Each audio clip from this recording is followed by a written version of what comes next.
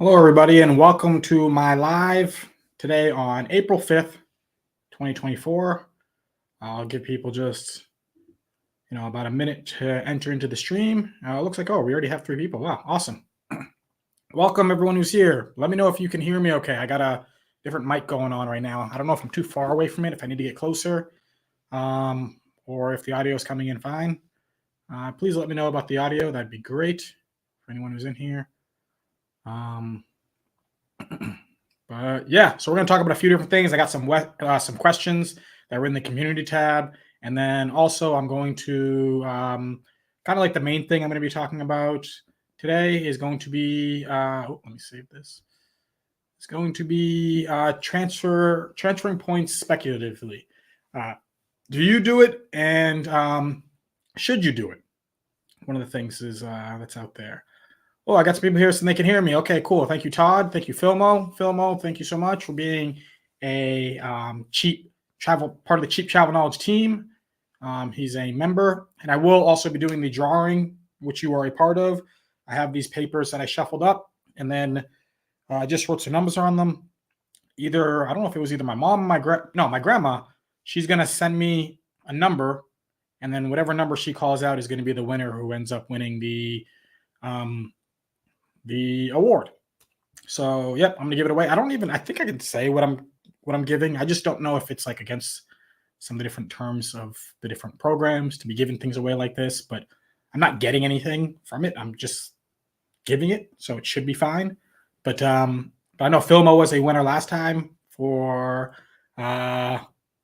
when you just joined the group, the Facebook group. So anyone who's not part of the Cheap Travel Knowledge Facebook group, jump into that Facebook group, and if you happen to have any questions or any wins that are going on in your life in the Points and Miles game, just write that in the group, and then people can either answer your questions or everyone can see the wins that you got, because I love seeing people who are doing well in the Points and Miles game. That's the reason why I like to post some of my different things. I swear to you that I'm not someone who's trying to celebrate my wins or celebrate to people and go, hey, or show off, I guess is what it is. Look what I'm doing. Look what I'm doing.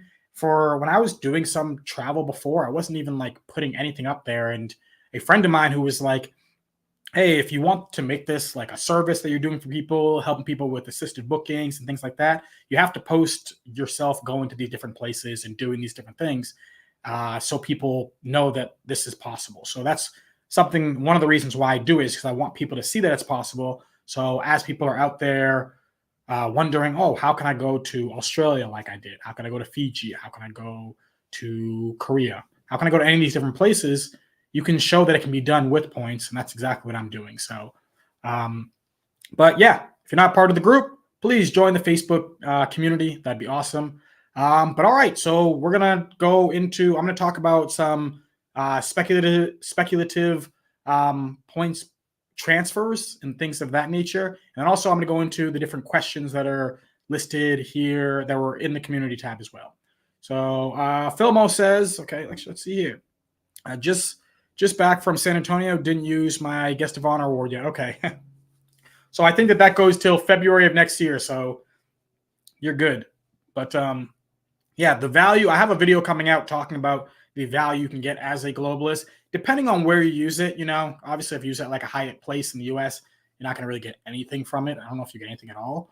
But if you use it at some of like the nicer properties where you can get breakfast that could cost a decent amount, like when I went to the Park Hyatt in Tokyo, the breakfast there, I think, was like maybe it was something, I don't want to say the wrong number, but I think it was like over $70 US just for breakfast. And I was able to get like the buffet, and then also I was able to choose the type of breakfast that I wanted a la carte as well. And it was honestly the best breakfast I ever had. So that's awesome being able to get that. The free parking with award bookings, the upgrades. There's like a lot of different things that if you add it all up for the entire, if you go for like a week's time, you can end up getting some really, really good value from being globalist. I think that I'm trying to think of where just being a globalist, I probably got the best, like, I know I got a really good upgrade when I was in Istanbul, so that was nice. Granted, I don't think Istanbul's in a very expensive place to be, but I know I got a nice upgrade there. But yeah, just getting those free breakfasts is one thing. I mean, I know you can get free breakfast as well with Hilton, which is really nice also. But I've gotten like different gifts. I've gotten many different gifts when I went to places. Like when I was in London, they gave me a bottle of wine, and apparently they're giving me every day. So the first few days, I was like, oh, I think that wine is going to cost something.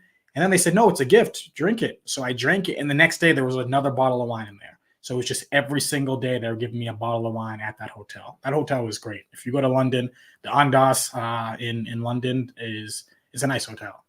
Definitely the sneakiest cleaning crew ever. Like you walked out of your room and then they never knocked, being like, "Can we clean?" Every time I would just go out for a second and come back, the room was perfect. So that was one where I don't know how they go about it. They must just have cameras waiting to see when we leave and then just going as quickly as they can to our rooms. But usually someone's not, like when I was even in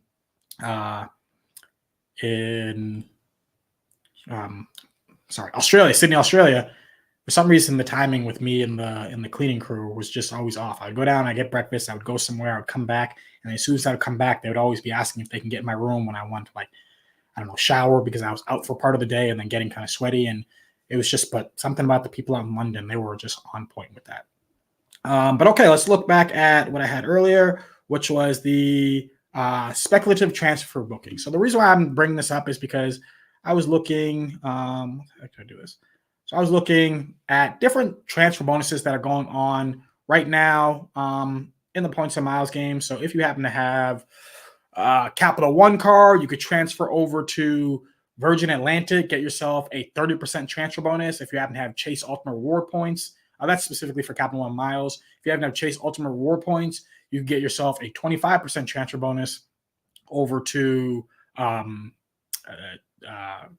Flying Blue. And then City right now also has a transfer bonus over to Avianca.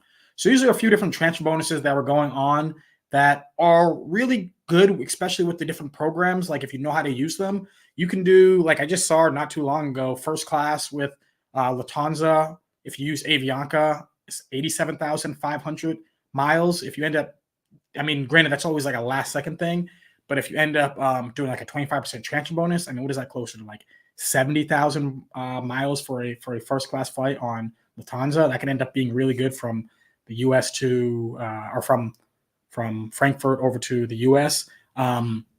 There are, like with the Virgin Atlantic one, I've used a number of Virgin Atlantic miles in the last year.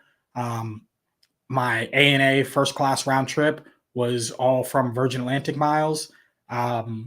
In total, it was, because I took advantage of a 30% transfer bonus, it was 122,000 miles, Virgin Atlantic miles. Sorry, 122,000 points I had to transfer over to Virgin Atlantic, something we're in 150-ish miles for the round trip to do first class with ANA. It's a $25,000 if you're looking at how much the cost of the tickets would have been. So that was one where, and this is something where it's making me think about it, where normally how I work about it with points is I like to use my Chase Ultimate Reward points with Hyatt, and then I like to use my American Express membership reward points with just the different airlines. And I've noticed that consistently American Express, or I don't know if the word consistently should be there, but I just noticed that American Express has had more transfer bonuses more frequently than other programs.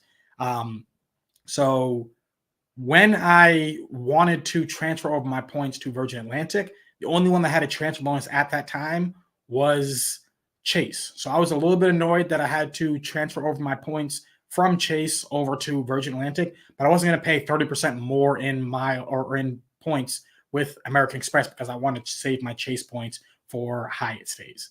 And I've transferred my Chase points to other programs, so it's not just that, but I just have a decent amount of American Express membership reward points, so I want to try to use those towards flights as much as I can. But yeah, so this is where I start to see, like with Capital One, I have some Capital One miles. I have transferred them to some programs. And after Capital One did that devaluation to Turkish, I was kind of telling myself that, okay, well, Capital One miles now are just going to be my first mileage or my first points program that I'm going to put out there or just like redeem, because especially if it's sort of something that doesn't have a transfer bonus at the time that I'm looking to make a booking. Excuse me. Because I'm seeing them to be less valuable than Chase Ultimate Reward Points. I'm seeing them to be less valuable than American Express membership reward points. So I was looking at something like the 30% transfer bonus to Virgin Atlantic, because I've looked at it for, it's not Alitalia anymore. What is it called? Whatever the new Italian airline is called. I'm drawing a blank on it. I think ITA. I have a booking for that to be able to come home from Europe later on in the year. And these are all just been done through Virgin Atlantic. So I was thinking about, you know what, should I just do a transfer, a speculative transfer? And I was going to do it, but there was some error that was popping up only with Virgin Atlantic for my Capital One venture miles to transfer over. I could transfer over to Air Canada. I could transfer over to Flying Blue. Every other program, no problem. But when I was looking at trying to transfer over to Virgin Atlantic, it was almost like the universe was telling me, hey, just wait. You're going to be able to transfer your American Express membership reward points over to Virgin Atlantic for a 30% transfer bonus soon, even if you don't have anything necessarily needed right now for this, and save the remaining Capital One miles for something that's going to pop up with Capital One. I don't even know what program other than Turkish right now where I'm like, it's what I really want to use with Capital One, and that was what I really wanted after getting their miles. But yeah, I know that you can do the 10,000 points for domestic flights with Turkish, so I'm not going to knock that at all. But if I'm looking for different business class flights, I just don't see myself as using Turkish anymore, unless I'm actually going to Istanbul. If I'm going to Istanbul, I don't think it's a bad deal, but going anywhere outside of Istanbul, if you include what you have to pay for taxes and fees, and also the headache of even using the Turkish website, I mean, that's one of the things. Like Avianca has a great deal when it comes to business class flights over to Europe. But their website also, some of these programs' websites will just drive you crazy. But let me know, any people who are watching, how many of you speculatively transfer? And if you do happen to speculatively transfer, which program do you do it with? I would love to know that. We got John here in the chat. What's going on, John? Let's see. Filmo said, not sure what I will do with the 150,000 Cap One miles. Yeah. I mean, the good thing is that they have a lot of great transfer partners that you can use with them, such as like Air Canada. They do have Virgin Atlantic. They have these different programs. But it's not going to be one. I've noticed that Capital One, I mean, granted, they haven't had transfer partners for as long as other programs, but I just looked at the history of transfer bonuses between programs, and American Express is the consistent one of giving transfer bonuses. Like, we're going to end up, if it's staying the way that it's been over the years, we're going to end up seeing a transfer bonus over to Flying Blue not too long from now. We're going to see it to Virgin Atlantic. We're going to see it to Air Canada. We're going to see it to these different programs. And it's been like a pretty steady amount. Sometimes it'll only be 20% instead of 25, which can be annoying. But usually the numbers have been, or like with Virgin Atlantic, might only be 25 instead of 30. But usually the numbers have been pretty consistent on what they've been doing. And I think that a 30% transfer bonus to Virgin Atlantic is something that people should take advantage of, because there's so many good sweet spots with Virgin Atlantic. So yeah. And like, if you want to go to London and you happen to want to do it in economy, it doesn't cost that much to do it there as well. So, we got someone in here saying I transfer to Airline speculatively. Yeah. So Airplane's one that I'm like, this program is really good. And there's so many different, like, I just help, for those of you who don't know, I have a small business that I run where I assist people with award bookings, and just what was this? Like 2 days ago? I'm trying to think. Yeah, it was just very recent. I just helped someone do a booking over to Melbourne, Australia, and we used Air Canada to be able to book that for a United Airlines flight. Air Canada right now has it might end up being, I don't really use it that much. I use some of the other programs more, but I look at them and I go, wow, Air Canada has so many incredible sweet spots. Almost so much that I'm some of these programs I look at, such as like an American Airlines, where I'm like, when's the last time you did a devaluation? Because the thing about Virgin Atlantic is that even though Virgin Atlantic has all these different great sweet spots, I don't have to worry. At least I'm not as worried about Virgin Atlantic devaluing their program in the next year because they just did one last year. So the sweet spot to go over to Japan on ANA in either business or first class was devalued last year, and it's still a good deal doing it now. So unless maybe they do it again this year and just make it even worse, but the only program I've been seeing doing that like consistently, Alaskan Airlines, where I'm like, Jesus, you look at Alaskan Airlines 4 years ago and the deals they had, you could do Emirates, there was so many insane things that you could do at Alaskan Airlines. You're the cheapest way to fly on Japan Airlines over to Japan, 70,000. That's what I booked it as. And now that has been devalued. They just have this new change that they've had with their program. But I look at Air Canada, and maybe I'm wrong because I gotta redo the research. But I'm trying to think of when was the last time they had a devaluation. Seeing all these other programs that they do devaluations, United doing its devaluation, Alaska, there's Turkish, all these different programs doing it. It starts to make me go, okay, well, then these other ones are going to start doing it soon. The question just comes down to when are they going to do it? So let's say Filmo here says, I have spec transfer to Virgin from Amex a couple times used for Delta flights, but now I'm making bigger plans for my points. Yeah. So that was one of the things that I used it for as well, because I was flying Delta a little bit. Like I didn't used to fly really Delta, and then I started going, I'm going to start. There was some places I was traveling to where Delta was the destination to go with, and Delta had some. So there was really good deals with Virgin Atlantic for Delta. They did a devaluation, as I said, last year, so now the deals aren't as good. They're still much better than what Delta is charging, not for everything, but in a lot of cases. But yeah, that's a great run right there, using it for Delta flights. Virgin Atlantic, for me, is I guess you can't do it everywhere. You could do it over. No, you can do it over Europe because you can do it with ITA. You could also fly on Virgin Atlantic, but the taxes and fees are $1,000 if you do business class. There's always availability, but the tax and fees are $1,000. So let's see. Keith S says, I'm waiting for a Bilt rent day transfer bonus to speculatively transfer. I have 80,000 Bilt points. Yeah, I've done, I think all of my Bilt transfers have just been speculatively transferred for my Bilt points that I've had. They did 100% transfer bonus over to, what was the program? Flying Blue. I did that. And then I don't have that many Bilt points. I get some here and there. And then as I get them, I just do the speculative transfers.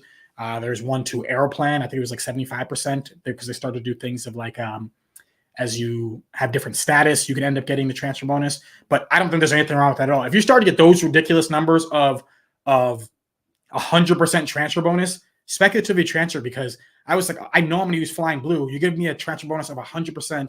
The business class flights for Flying Blue are now 50,000 Flying Blue miles to go to Paris, to go to Amsterdam. So that means that it's only going to be 25,000 Flying Blue miles for a business class flight. This can be from LA over to Paris, 50,000 points. So 25,000 to transfer over for the 100% transfer bonus. When you start to see transfer bonuses at that insane rate, I say speculative transfer if you happen to have any of the miles. I'll do it with Virgin Atlantic. I'll do it with any of them. I don't think Bilt has Bilt done one this year. That's one thing. Maybe I got to relook. Or was the last one the Air Canada one? Because like I was thinking to myself, like, I wonder how sustainable this is, or if Bilt's just doing this to catch people's attention with this. Oh, we got Stan the Credit Frog in here. What's going on, Stan? Stan said, I transferred Bilt to Airplane. Oh, exactly what we were just saying. Point speculatively at a 75% transfer bonus. Not sorry about it. No, it's incredible. So if you want to fly over to Melbourne, if you wanted to book ANA, whether it be their business class and things like that, the ANA deal with Air Canada, it isn't as good as Virgin Atlantic, but it comes out sooner.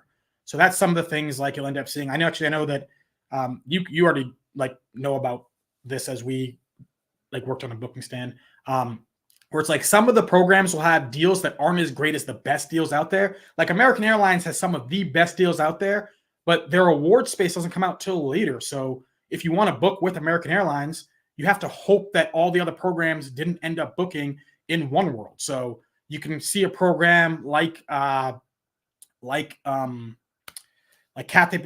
Pacific, what is their miles called? I'm drawing Asia Miles, and the Asia Miles are going to have award space way further than anyone else. So you almost pretty much have a guarantee if you're going to be booking with Asia Miles, because the award availability, not a guarantee, but the award availability is so much farther out than everyone else. It is more taxes and fees. It is more miles, but then you have it so that, okay, you're going to pay this premium to get yourself essentially a guarantee for this award space that other people are crossing their fingers for is still available when it gets to American Airlines. But something like Airline, they have award space pretty far out as well. So they can end up having a really good deal when it comes to booking their awards. So yeah, Airline, that's a great spot to transfer to, Stan, for sure. Yeah, I mean, I've been looking. There's so many different like little things you can end up doing with Airline, and I've been playing around with the program a lot more. But yeah, I don't know. I have nothing negative to say about them. I just know that their program is. There's a lot of different tricks you can do with them, and then you can get that 5,000 points for a stopover. There's many different things that can happen with that program. That's cool. Johnny says, I did the same thing, Stan. Great minds think alike. Yeah. 100. Yeah. I mean, we'll see how consistent Bilt is going to keep on being with these different transfer bonuses. I hope that they are. Let me just get my face back over here. I hope that they are with these because it end up being awesome and it changes the game with Bilt having these just ridiculous transfer bonuses. But my feeling is that they're doing it. It's advertisement costs, and then eventually they're going to slow it down. But yeah, the three different programs, KLM, Virgin Atlantic, Airline, they all did 75 to 100% transfer bonuses, and I hope people just took advantage of them. I just don't get. I have Bilt connected with my dining. I have Bilt connected with my is it Lyft? I don't know if it's Lyft or Uber. It's one of those different things where I end up getting points through them. So that ends up being a way to rack up some Bilt points, but just not a ton. I can't get them anywhere near the levels I have Amex and Chase. What's going on, Chad? Chad's saying what's up to everybody. Philmo here says Airline seems pretty great. Have seen some Lufthansa first for 100,000 from JFK to Frankfurt. Would love to try that product out. I think it's so you can do it with Airline there, but you can also do it with checkout. So here's the thing: the website's going to drive you crazy. I haven't done a tutorial on it. I guess maybe I could. I don't know who'd even want to. I mean, it would be helpful to people, but Avianca has the better deal. The taxes and fees are like half the amount, and then it's 87,000. I think Avianca miles. It's either 87, 85, somewhere under 90,000 Avianca miles to do that same flight that you're talking about. It's better, but the website is it's will drive you crazy. So it's the same thing I was kind of saying about like Turkish, where it's like some of these programs, they might have great deals, but the website will drive you crazy. So if their deals start to not be as good, you have to deal with the headache of the website. But yeah, I mean, granted, I'm not saying don't book it that way. If you happen to have those miles, it's still a really good deal, Filmo. But if you were looking for the best deal for that Lufthansa, I'm pretty sure it is Avianca. Chad says, hey. Sorry, John says, hey to Chad. Let's see. That says Lyft. Thank you. Yeah, it's Lyft. Yeah. I mainly end up using Lyft, but since you have the different programs connected with stuff, then sometimes I forget which one's going with which. Juan saying, what's up, JP from Miami? Hello in Miami.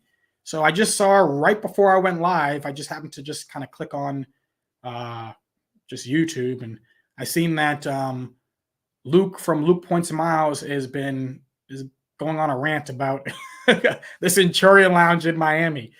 The funny thing about it is every person I hear talk negative about the Centurion Lounge, it's always the Miami Centurion Lounge. I've never had to wait in line. I've never had an issue with the Centurion Lounge at LAX. It might be because it's in the international airport, so not as many people even realize how to even access it. And people just go, oh, okay, I guess I got to go to, like, you go to American Airlines, that's what, Gate 4. You go to Alaska, I think also Gate 4. So these other ones, and if you're United, it's so far away, it's not even worth it. But the Centurion Lounge at LAX, I've never had an issue with it. It's always someone else maybe will have a different experience, but I've always had a easy to access, easy to get to, easy to access, just a reasonable amount of space. Sometimes it's been a little bit more like not crowded. I think like Luke was writing that people were like lying on the ground, saying it was incredibly loud, or saying it was just. But I've read numerous people online just talk about what a disaster it is to be at the Centurion Lounge in Miami. So Juan, if you've ever been to it, let me know how it is. Keith says, didn't Lufthansa start withholding first class award space? They did, yes.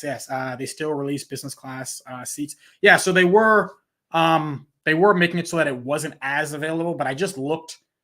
I just looked maybe like 2 days. I just looked a couple of days ago. Just seeing I always try to see what the consistency is of the different programs, because there's a lot of programs where sometimes it would be sporadic as they end up leaving or putting out award space. Like you look at something like if you want to get Virgin Atlantic miles to book ANA first class, it's going to end up being just kind of sporadic where it ends up popping up. But then there's different programs where if you follow the consistency, there's going to end up being a consistent way of being able to do the bookings. I am going to be going to Germany to visit my brother who's stationed out there. So I was just being like, you know what? I wonder if I could be able to fly home on Lufthansa first class. Let me try to see the consistency going on with it. And I saw a first class award booking. So it still does pop up. And this was when I think it was happening. It's going to happen tomorrow. And I looked at it a couple days ago. So it was like within 3 days of booking. There was 4 seats on one airline. So they had a bunch of seats, 4 first class seats on one airline. But you were correct. They did change up. They had it like really consistent to where pretty much, I forget how many days. It was like 10 days. If you waited till like 10 days before, maybe it was a little, give or take a few days there, they just would release award space for first class and people could just get it consistently over and over every single time. But I guess they've changed that up. So now it's not like that anymore. Juan says, what's up to Chad? Let's see. Filmo says, Luke's struggling. Yeah. I don't know. Yeah, if you read. Yeah, I was like kind of laughing at it, and then I was like, I gotta go live.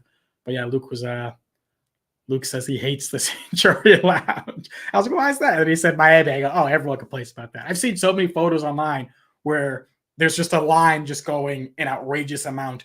It takes forever to get in, and then it seems like it's not even worth it. Oh, we got Dugras in the house. What's going on, Dugras? Points are fun. Yes, Dugras, points are very fun. Points, being able to do the things I've done and travel the way that I've traveled. I would imagine a lot of the people in the points and miles game probably didn't grow up with a ton, but I didn't even travel as a kid. I traveled a little bit. We took a Greyhound bus to West Virginia to go see my great grandma at the time. But that was like I grew up in New England. I grew up in Massachusetts. So I would go different parts of New England, go over to New York a little bit, but it didn't go very far. And even when I moved over to Los Angeles, I drove across country, and then after is when I first flew. So I didn't start flying until in my 20s. So now it's kind of crazy to go from that to being able to fly around in places in business and in first class, but still be paying like a couple $100s to be able to do so. Yeah. I'm going to have a video coming out talking about my trip to Australia, and the round trip that I paid business class going over to Fiji, then coming back, then going over to Australia, then coming back from Sydney to LAX was like right around $200 that I paid. And there was people who were paying $4,000 or $5,000 for those business class seats from Sydney over to LA in United Polaris. There's actually a gentleman who I met who was out there for business. We were on the same plane, and he was in the back of the plane, and it was all business, it was all paid for by his business, but he had to be in the back of the plane paid for by business. And here I am, seat 1A, paying it was 80 at the time. It was 80,000 United miles, and I forget how much the taxes and fees were. I think it was somewhere near like $73. So it's crazy the fun that you can get through Grouse from points and miles. Let's see. Chad says I need to get 5 peeps from DFW to Paris. Delta, Air France have a code share, direct flights. Yes. So here's the thing: you can do a Delta One, but I've seen the last time I saw a Delta One where I was like, oh, okay, I've been able to find availability like a little, or like find some availability was to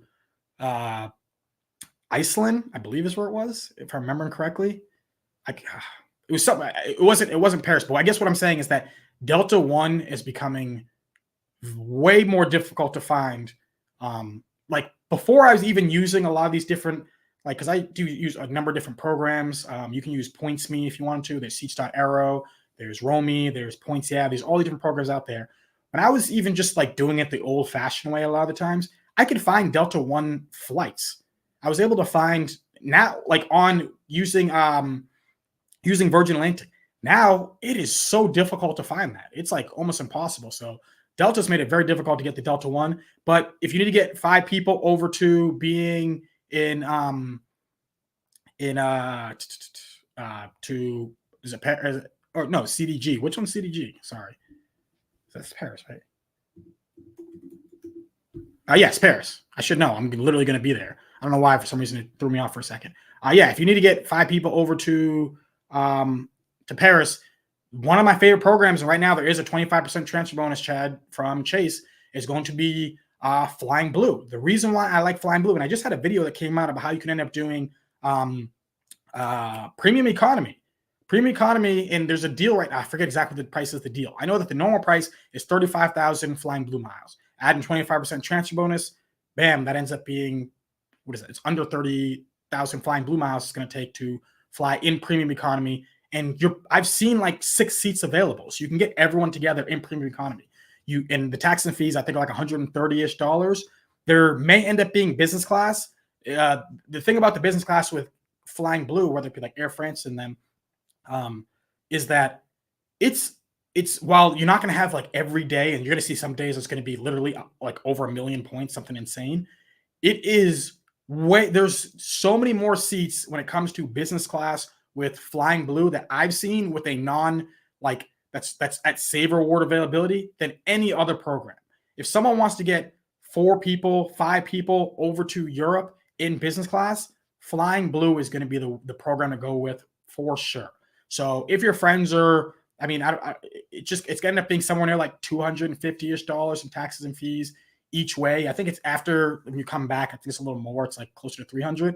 But let's say it's $600 taxes and fees, 25% transfer bonus. So that ends up being $40,000. So end up being, is that right? Someone correct my math, but somewhere near about 80,000 points you would need to use along with $600 to get round trip in business class. I don't know how many points your friends have, but heck, that ends up, in my opinion, being the deal to go with for sure. Juan says Centurion Lounge in Miami is always slam. Yeah, that's just what I've seen. It's the same thing every single time. People are always complaining about it, and it's always in Miami. So I do speculative transfers to Air France, okay, with a good bonus, but I've been saving Amex points for that trip. Okay, yeah. Makes sense. Well, hopefully, since you're going over to Paris, it makes sense. You can be able to use it that way. Yeah, I don't think that's a bad program to do with. Flying Blue is one of the few programs in the last year that they did a change to their points program, and they made the award space less. It used to be 65,000 miles to fly over to Amsterdam with Flying Blue. Now it's 50,000. To do it to Paris, I think it was like 80,000 to fly over to Paris. Now it's 50, maybe it was 70,000. It was something, it was over 60, 65 to go to Amsterdam, and it was a little bit more to go over to Paris. But now it's less. It's at 50,000. So Flying Blue is one of the few programs that did a change to their award prices, and they made it go down. I think that their program is great. I know that the tax and fees are high, and it's something that people don't want to pay, but I think that it's worth it, especially if you're trying to keep people together. Hey, what's going on? Alrighty. John says Dugras. Chad's talking to Filmo. Juan. Let's see. Chad. Okay. Oh, hey, we got a new member. Thank you, Juan, for becoming a member. Yes. So I am doing a drawing today. Unfortunately, you're not going to be qualified for this drawing, but I will have more where people will be able to get one of the awards, and then I'm going to post the winner. I don't know if everyone it seems like only other person who is a member other than you now that's here is Chad. But one of the members is going to win something today, and hopefully they're going to be happy with the winnings. Let's see. John says, I'm doing a video on Delta One to Iceland. I just booked everything. So it was Iceland. Yeah, I was thinking because it wasn't that long ago I was looking at it. I'm always just playing around with like the awards. But I remember for some reason I was looking for Delta One, and I was like, this thing's impossible to find anymore. I used to be able to find it. But that's great. Yeah. Yeah, doing it over to Iceland's the place to be. Yeah. So if you can find availability to go over Iceland, I don't know if this is the best time to. Well, I guess yeah, it's April. I think Iceland best time is. I think someone said like late May. It's kind of like if you go to Alaska, but Hey, Iceland will probably end up being pretty cool. I know a few people went there and said that it's so much fun over there. I think also no mosquitoes, someone told me. Yeah, I can never find 50K Delta One flights to Europe with Virgin. Yeah, I swear I used to find them, and I used to make videos of them like when I first started because I was like, oh, this thing isn't that hard to find. It wasn't like, but you would find one a month. You would see something where you go, oh, okay, maybe a few a month. Where you go Delta One. It wasn't many seats, but you would see it. Um, uh, but now they pretty much just took that thing away. Paris, yes, yeah. I should. I mean, I'm literally flying out of there, not too far from now.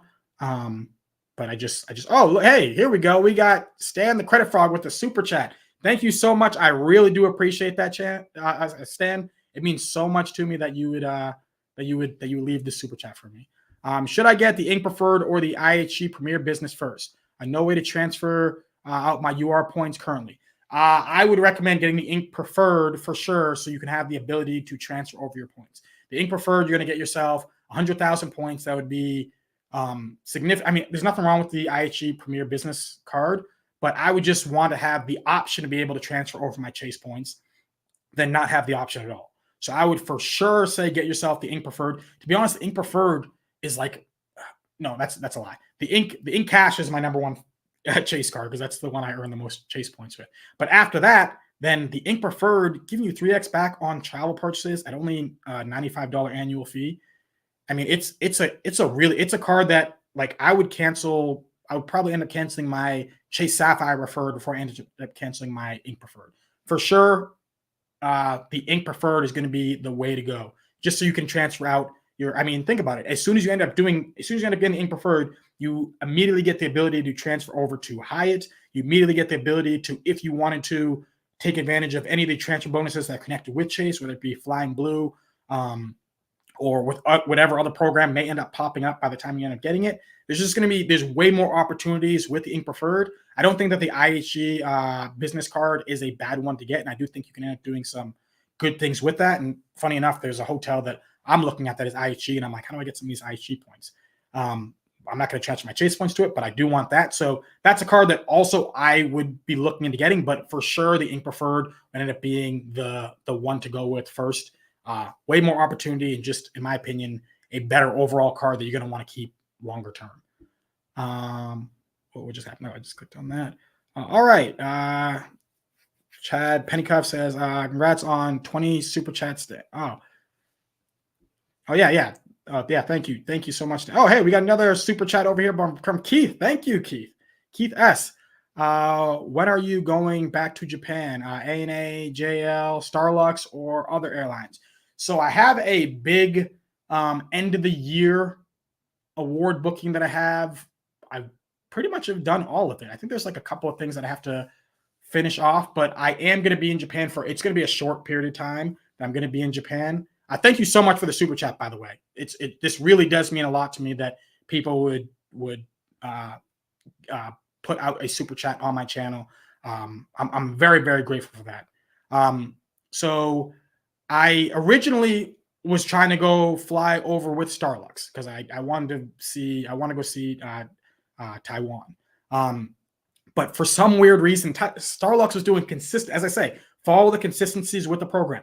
Starlux is doing consistent award space that they're releasing just with Alaskan Airlines miles, which I have a decent amount of those. And they just kept on releasing it over and over and over. And I was going, great. As soon as it hits this day or near this day, I'm going to be able to make the booking that I want with Starlux. Starlux looks really cool, an incredible business class out there. And then, and this is when I was in Korea at the time, I think, when I was looking at this. For some weird reason, Starlux, for like 3 weeks with Alaskan Airlines, they just didn't release any award availability. So it was like the beginning of December that the award availability was there, and then people just booked it up, and then it went to being like, I think it's like you can get it at 75,000 Alaskan Airlines miles with Starlux, and then after people book like the few Saver awards, it jumps to like 150, jumps to a ridiculously high amount. But then for like 3 weeks straight, the Starlux was just gone. And I was like, what just happened there? Why is the Starlux gone? And then it popped back up I think and then later in January, we were able to rebook it. So for some reason, I think it's because it was going to be near the holidays. They knew maybe a lot of people, it was going to end up being very popular. So they didn't end up releasing all that award space that I want on the days that I was looking to trying to have a New Year's, end of the year trip that I'm trying to do. So because of that, I was like, oh my goodness, now I got to find an award somewhere else. If I want to go, go out to Taiwan and maybe go see some other things, maybe like Hong Kong and stuff like that. So then I just started kind of looking for awards, and then I ended up finding Japan Airlines first class, which I've done and I really like. So I was like, sweet, and it was close to the date that I want to do it with. So now that's how I'm going to be able to fly out over there, and then I'm flying Starlux from Narita over to Taipei. So I am going to fly Starlux. It's going to be a much shorter flight. It's only going to be 4 hours, but I do have that planned out. But I'm only going to pretty much be in Japan kind of just to get over to Asia, and Japan is a great way to get over to Asia, either with ANA, with Japan Airlines. There is Singapore Airlines as well. Yeah, so I am going to be, by the end of the year, I will have flown all of those airlines. So this year, I will have flown ANA, Japan Airlines, and Starlux. So it's going to be a different experience. Starlux being a shorter flight as compared to the 7-hour one. But yeah, sorry, I'm going to go back to some of these other ones that people were saying. I think this one we already have. So you said that one. Hard to find points. Let's see. The video is going to be very interesting, to say the least. A lot of moving parts with this one. Yeah, awesome. I'm going to check that out. Chad, you said that one. Stan thanking Chad. Let's see. I'm going in October. Was Iceland the first? I'm going October. Was in Iceland the first time back in September. Okay, cool, awesome. Yeah, I'm looking at Iceland. I have Alaskan Airlines miles, and one of the spots I see you could go with them would be Iceland. I guess it's like a premium economy kind of thing, but at some point I'm gonna try to check out Iceland. But I don't do well with cold.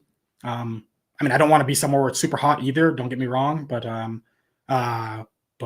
cold is when I was in Japan, it wasn't bad. Korea was cold. I was doing a tour outside and looking at all the different temples and I guess castles that were out there, and during the tour, oh my goodness, it was cold. I mean, I live out in Los Angeles. I don't even own a proper jacket. I had to buy one before I went to Korea. So granted, I grew up in Massachusetts, so I should be more accustomed to it, but I've been out here for a decade. I'm accustomed to this warm weather now.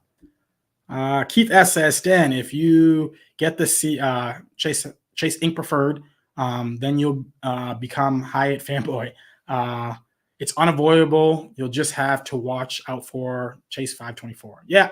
As soon as you get that, you get the opportunity with Hyatt, and then you're just going to start being like, wow, there's so many different properties that I could transfer this 100,000 points at, and then be able to stay here for you get a 30,000, like a Park Hyatt Tokyo, 30,000 points. You stay there for 3 nights after just one sign-up bonus. The place costs $1,000 a night. Chad Pennycove says, it's true, happened to me. I now identify as a Hyatt fanboy. Yep. And that's so today, the gift I'm going to be giving out. Should I just do it now?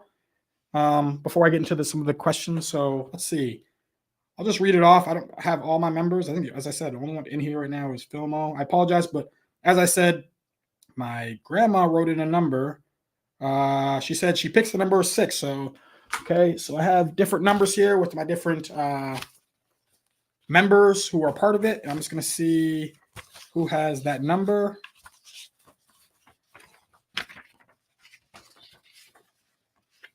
And then it's Lynn.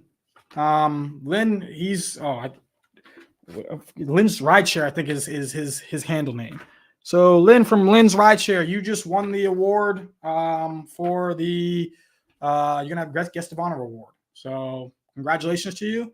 You can thank my grandma for choosing your number. But yeah, you were the winner. And thank you so much I have 20 people currently, and I think I had 23 at one point. So that's awesome to see that many people here. But congratulations to you, Lynn. I don't know if you're in here right now. I don't think I saw you. But if you are in here, you're just not talking. Or if you're going to watch us on the playback. But I'm also going to post on the community page. So, yeah, congratulations to you. My name is Filmo, and I'm a Hyatt fanboy. Yeah, I got a video coming out about Hyatt, going over all the milestones and the different things, and just how much value you really can get from Hyatt. Um, like I get that you can end up getting more value when it comes to like cents per point with flights, like the first class flights I do. It's like ridiculous. Somewhere it's like 20 cents per point or something like that. You're not gonna get anywhere near that with Hyatt, but you're gonna be able to stay at a really nice place, feel really comfortable. It can end up being like just a fantastic location. The Park Hyatt in Kyoto, 40,000 points. I was at that, and it's like I just saw it listed. It's one of like top 100 hotels. I forget which article had it. It's like top 100 hotels that you could go to in the world. And there was like, oh goodness, I forget what the other, what's that one there's another famous property. I can't remember the name, but there's like that one that's in New York and Japan. I'm trying to blank on the name right now. But Park Hyatt Kyoto was like, I think it was like 20th. I was like, hey, I stayed at a property on this list. That's pretty awesome. Yeah, and that was 40,000 points. Granted, the availability is not the easiest to find, although it's not like crazy hard, but it's just to get like many days in a row. But yeah, it's I'm definitely a fanboy of Hyatt. Let's see. Globalist made me a fan, or made you a fanboy, Keith from Keith S. It's ridiculous. I might get a Hyatt fanboy tattoo. All right, we got John here saying I'm looking at Japan in 2025 or 2026. Fantastic. Yeah, if you can get cherry blossom season, that can end up being a great time to go. Stan the Credit Frog says he's laughing at Keith S. Says, I think you're right. I need to burn more Marriott points, though. I have a lot. I'm pretty excited and bullish about IHG right now, though. Yeah, IHG has some. Actually, Luke, I just saw some of the playback and get to catch the whole thing. He's at an IHG property and he's getting like IHG can. There's some good things with IHG. I think they're another program that's been improving itself over the last I guess like year. They've been doing different things to their program, making their program better. The reason why you don't hear as many people talking about it is because when it comes to like they don't have the best card. Hilton's gonna have the best card. They don't have the best hotels, in my opinion. I believe that Marriott has the best hotels and properties. And then when it comes to like points program and like being able to get good value for your points, and then also status with hotels, Hyatt's going to be the best there. But IHG is like one of this little, like, it's a secret program, not secret, people know about it, but it's a program that where you don't want to transfer points to because you're getting bad value.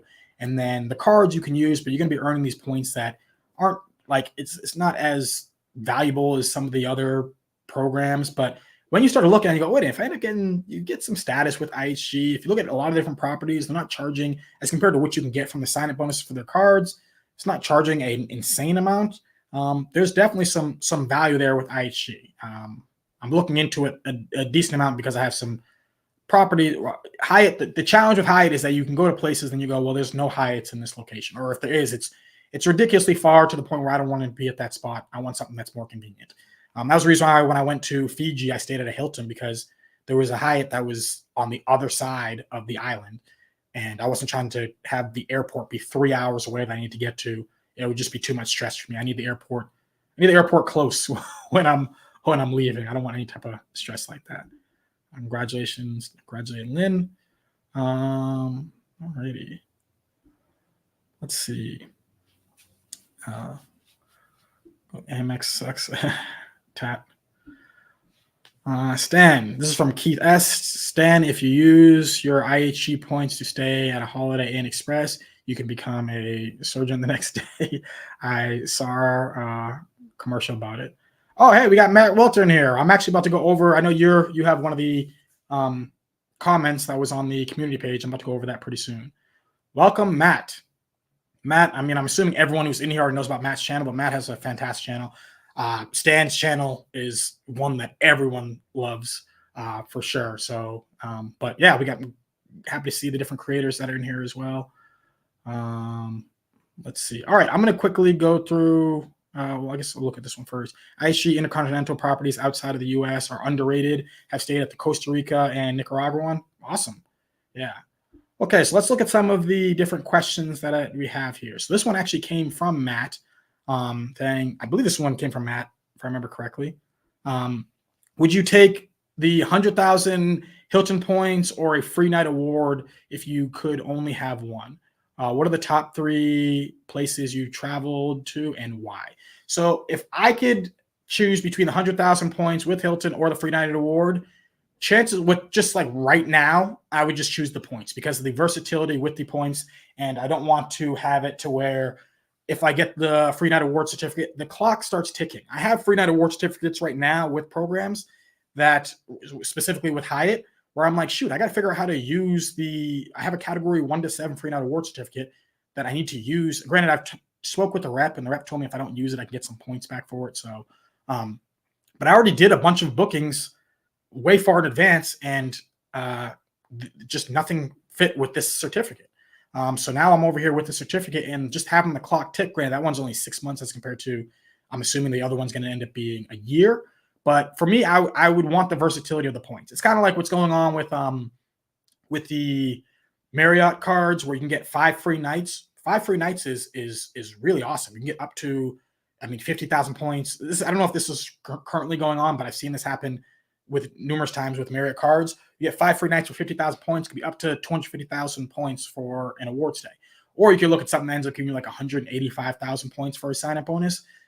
I just want the versatility and being able to know that I can use it where I want to use it. So if I already have a plan for that certificate, which I don't right now for a Hilton, I would use that for that specific property. But if I didn't have a specific plan for a property, like right now, if you'd ask me, I would take the points. Thank you so much for that. Oh, actually, sorry, the second part of the question. What are my top 3 places I've traveled to and why?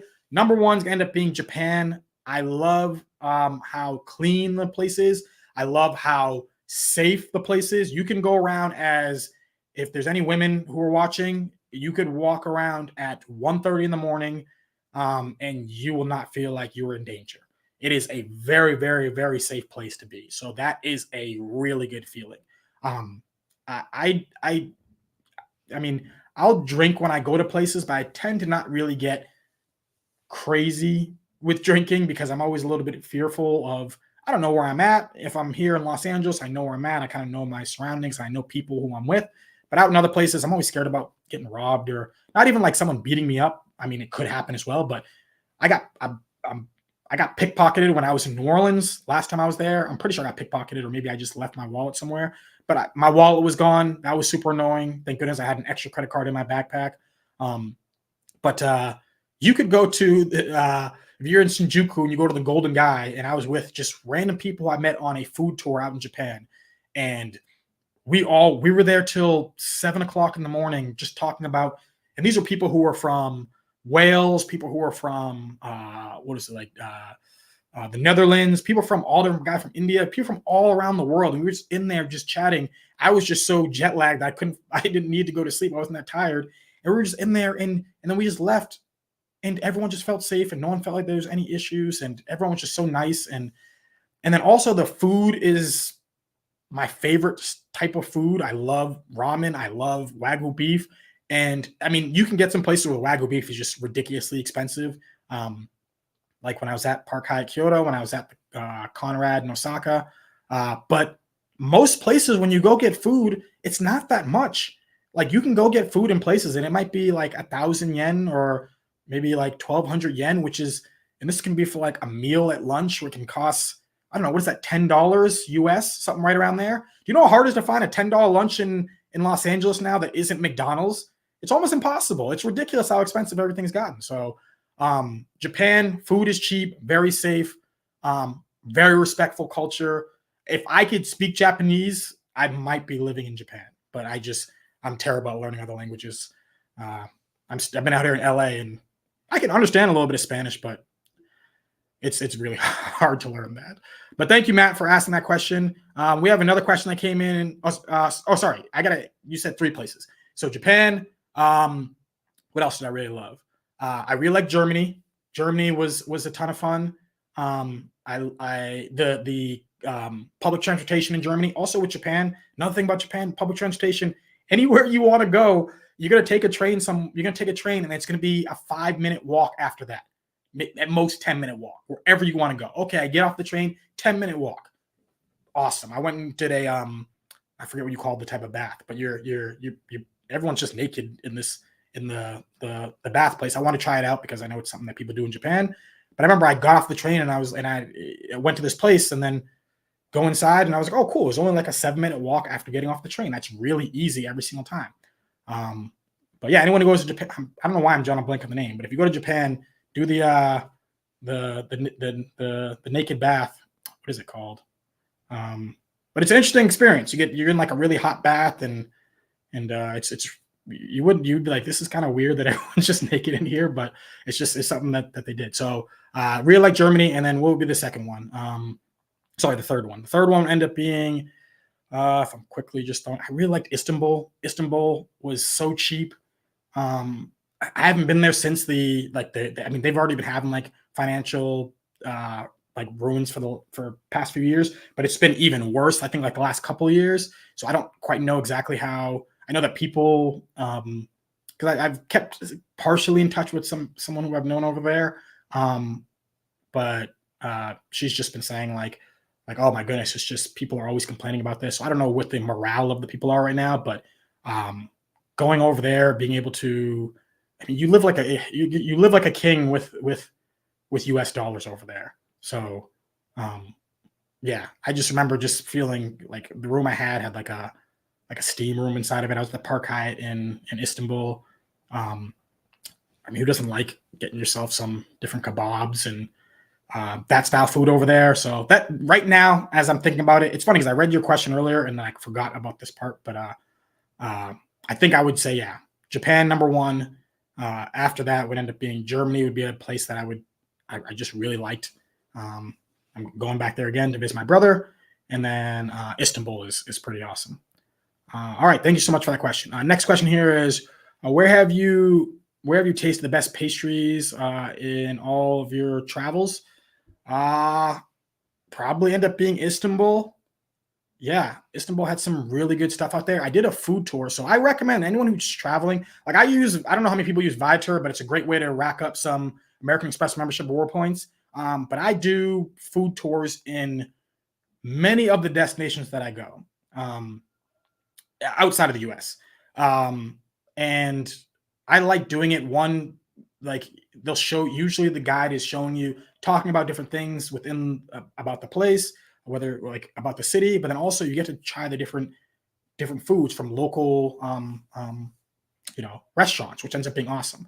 But yeah, the one in Istanbul was really great, and they had some really good pastries and desserts and everything over there. So I would say that check out the food in Istanbul, or the Turkish food. I wouldn't say it's underrated, but it's really really really good. So yeah, that's what I'll say with that. The next question we had here is, do you plan out your trips far in advance, or if you see a good fare, do you just jump on it? So I would say that international trips, I plan pretty darn far in advance. I was just in Australia, but I booked that like at the creators meetup. I'm pretty sure I was telling people I'm going to Australia in March next year. So that was in September. So I'm pretty sure I booked that one. It's probably somewhere near about 10 months out. When I went to Japan in May of last year, I booked that one like before Japan was even open up to the public. So it's funny because there was like a ridiculous amount of award availability too, because you couldn't really go there. So I'll say that international flights, I booked those pretty far. However, domestic flights, there's many instances where I'll just go, hey, you know what? I got this weekend off. Where do I want to go? And then I'll just see if there's different, points bookings that I could take advantage of, or just an award space for different places. And I'll go, all right, I'll go check out Seattle. What can I do in Seattle? Go see some waterfalls and go do that for the weekend.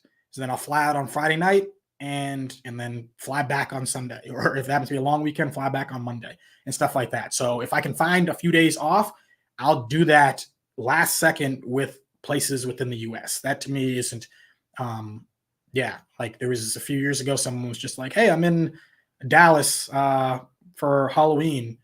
Come out here if you want to hang out. I just go, okay. So I just flew over to Dallas, stayed there for a few days, flew back. So I'll say that if it's something where I can just get my travel backpack, put some clothes in there and be able to go somewhere, then that I can do like a week before. I can do it really, really, really close. But anywhere it's international, no, I plan that stuff so far in advance. Like some of the stuff you may see me where I'm flying these different places, and you're like, wow, how did John find, or sorry, JP's or whatever knows me as award availability? It's because I've been looking far in advance. There's two ways to find award availability like consistently. It end up being far in advance or just a few days before. I just helped a client book to go over to Melbourne. He's going there in 5 days, and we made the booking. I think it was like 2 days ago. So yeah, this is how sometimes you're going to have to. Granted, it's going to be difficult if you don't have that type of flexibility with just a couple of days of when you can go. But this person was like, and funny enough, we found it on the day that they wanted to go too, which is perfect. Yeah, I tried to go far in advance for international and then close as I can to domestic. But thank you for that question. The last one is a 3-parter question. Is there free / reasonable pricing for parking near LAX? So I looked it up. I've never even parked at LAX. I don't know anyone else here is I know stands within California as well and will travel to LAX. I don't know how much you park there. I did see that they do have charges for LAX. I haven't seen free parking. They are going to charge you at LAX. I mean, they charge to park anywhere in LAX. LA. So for me, I know that they're in the process of making this train to go to LAX. I'm really hoping that happens. I don't know when it's going to be. They've had so many different projects they're doing out here that take forever.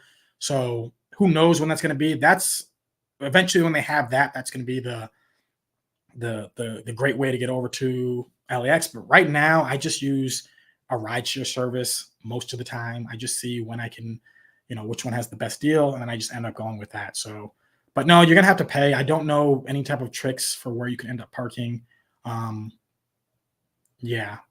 If someone else knows, please write that in the comment section. I wish I could give you a better answer, but sorry. How often do you travel? So what I've been pretty much doing, even though sometimes I'll go to like a couple of places internationally on like one trip, like how I did with like Korea and Japan.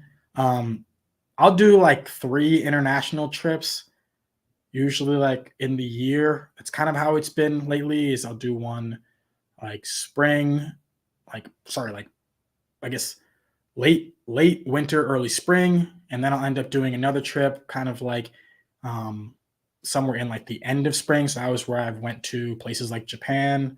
I guess that was more, it was like middle. I guess it was more middle of spring. I went to London, and usually I don't tend to really travel much during the summer. I may go see family. I know I've been home for so I grew up in Massachusetts. See my niece for her birthday and things like that. But international trips, I usually do those I'll try to do those like 3 times a year. It's been kind of what has been the number it's been lately. But then when it comes to like domestic trips,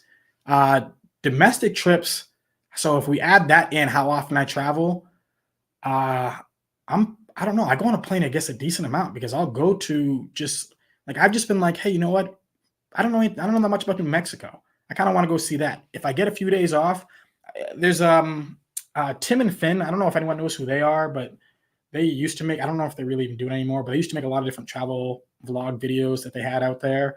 And they were talking about before they got they have like a packing cubes company that they do, but they would say like, they were always just seeing like, hey, do we have a few days off?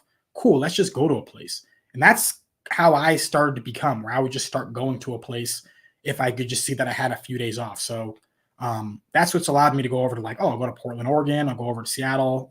San Fran's not far from me. Vegas, San Diego. Lately I've been looking at Nashville. It's kind of far, so the flight, so I need more like 4 days to go do it, just because of the flight itself.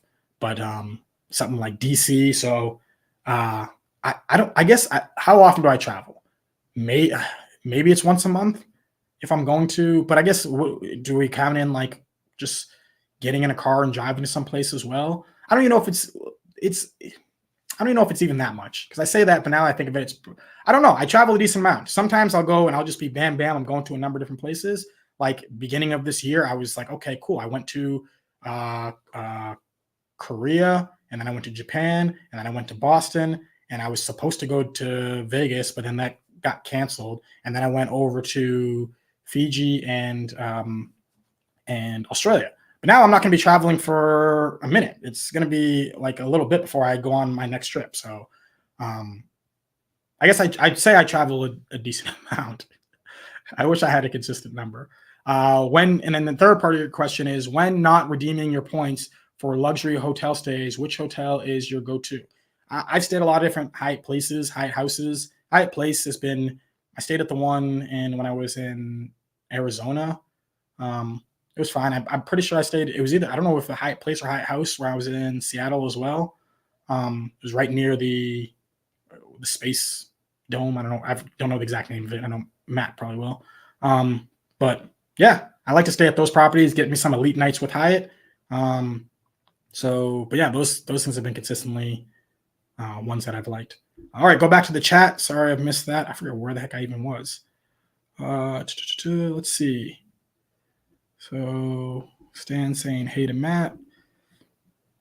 Yeah, this is when Matt was already in here. See you guys talking about the hotel cards, thinking about picking up the elevated offer on the IHG Biz. Yeah, we were talking about that a little bit earlier.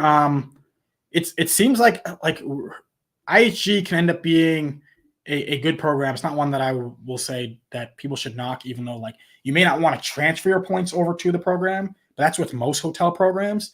But there's a lot of properties out there, a lot of good properties out there for IHG. So that may end up being one that I would want to do. Right now, I just have quite a few chase cards, and I'm trying to not.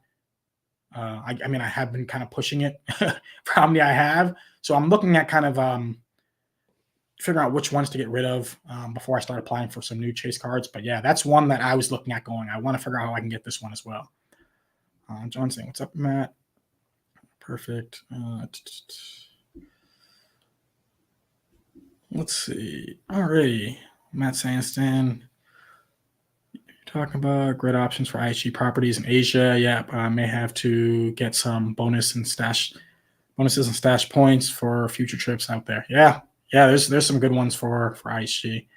Hilton Free Night Award. I can buy Hilton points at 0.5 cent per point. Practically anytime. I've used Free Night Awards for Waldorf. I agree with you, Juan. I know exactly what you're saying. I'm saying without knowing where I would go, because now I have to start thinking about, well, how do I get the most value for this Free Night Award certificate that I have with Hilton? I'm saying if you can give me one or the other, like I know that I'm going to like, there may be a Hilton property that I want to stay at that's only 80,000 points that I'm like, oh, cool, this is going to work out. And then I'll have 20 additional thousand points, which, it's not going to give me a ton, but it's going to be able to use for something else in the future. If I have the 150,000 points, I'm going to want to use that a property. The Free Night Award certificate. I'm going to want to use that at property that's either a 120,000 to like 150,000 point property. And if I don't, which is going to be me really narrowing down where I'd want to go.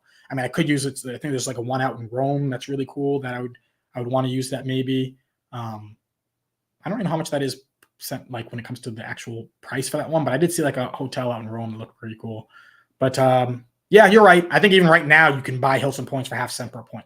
So yeah, you definitely can. I'm just thinking of, yeah, I don't think that's a bad answer, what you're saying. So also using Hilton Free Night Award certificate at New Conrad and Orlando later this year. Yeah, some really good places. Yeah. Japanese food's fire. Japanese food is the best food in the world. With the $20 an hour fast food wages, you won't find a meal there for $10. Yeah, maybe it could be part of it. Yeah, when you start to add in wages going up, everything. Yeah, it's. I mean, I guess theirs are going up because not everyone else's is. But yeah, it's expensive out here. All those workers are going to be fired and replaced by robots in the next 6 to 12 months. I gotta tell you this all the AI stuff. I watch too much of that stuff on the internet because I'm just starting to now play around with Chat GPT and Bard. Is that what the Google one is? And these different programs. And it's funny because I was saying, I wonder how this works with points and miles. And if you try to search a word bookings, it doesn't do live searches and things like that with when it comes to using these AI programs. Maybe eventually it will. Some of the stuff it can do is just absolutely insane when it comes to just it's a calculator for language, and information, I guess, as well. So, but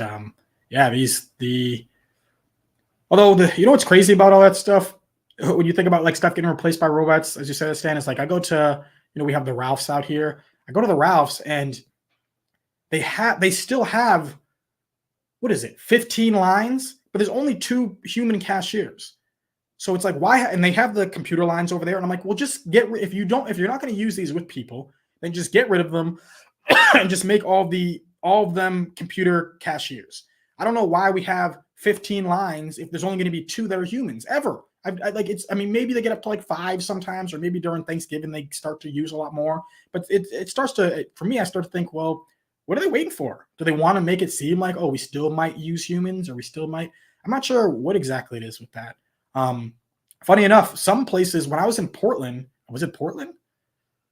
I think it was Portland. Someone can correct me if this isn't the case. Somewhere I was, when you got gas, there still needed to be a human to pump it. So they did not allow for, this was something to keep people to have jobs. So even though you could have it so that it's just a swiping machine, and then a human could end up, or I could end up just doing it myself, and everything could end up being computer. They had a person who would have to pump the gas at the gas stations, and a regular person or someone who was buying the gas wasn't allowed to do it. And they specifically, from what I was told, I feel like it might have been in Portland that I was in there saying this, was to keep people having jobs, even though you don't really need a human to do, or it's another human to do this. You need maybe me to do it, but you don't need 2 people to do this task. But I don't know. I guess they're trying to, Andrew Yang figure out ways to where at some point in, I just wonder, not to go on a little tangent on this stuff. I just wonder, like, so I got a nephew I got a few nephews, but I got, let's say some of my nephews older nephews are 10, 11 years old. Okay. Like, I don't even know how school works for them when it comes to doing papers, when it comes to, because you can just use a Chat GPT for so much of this information. People who are in college, like when my nephew goes to college, I know I'm going completely off of points and miles right now, but just stick with me for a second. When my nephew goes to college, I almost feel like there's going to still be the Harvards, the Yales, these Ivy League schools, all these great universities that you can go to. But I also believe in 10 years, there's going to be like AI colleges that are just going to be designed and set up for how do you use AI to the fullest. You don't need to be it's going to be able to even the playing field for people when it comes to levels of intelligence.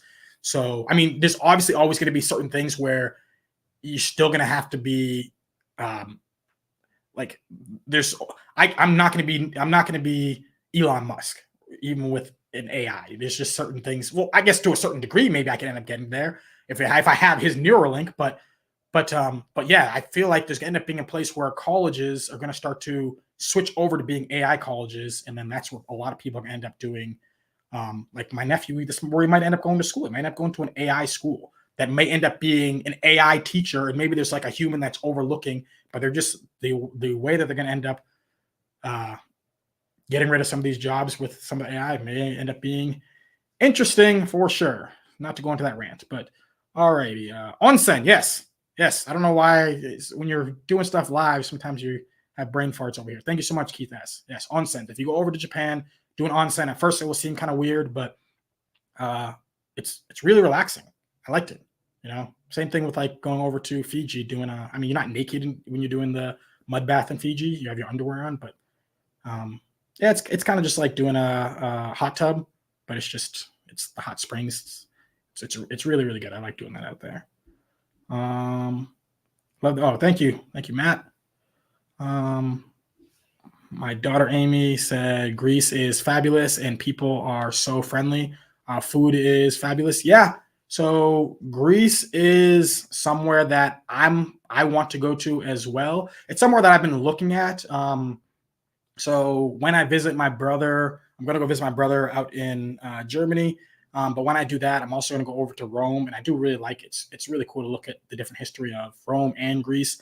And Greece is another place that I want to visit.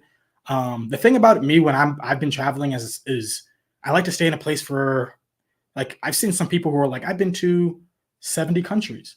But a lot of times, some of these people you look at, like, how long are you in this? Oh, I was in the country for a day and a half or something like that. And it's like, well, I want to be somewhere for, give me 4 days somewhere so I can kind of understand, I can do a tour to see the main attractions, but also I want to be able to see um, uh, the, like, just the life of the people out there. But Greece is one that I have been looking at.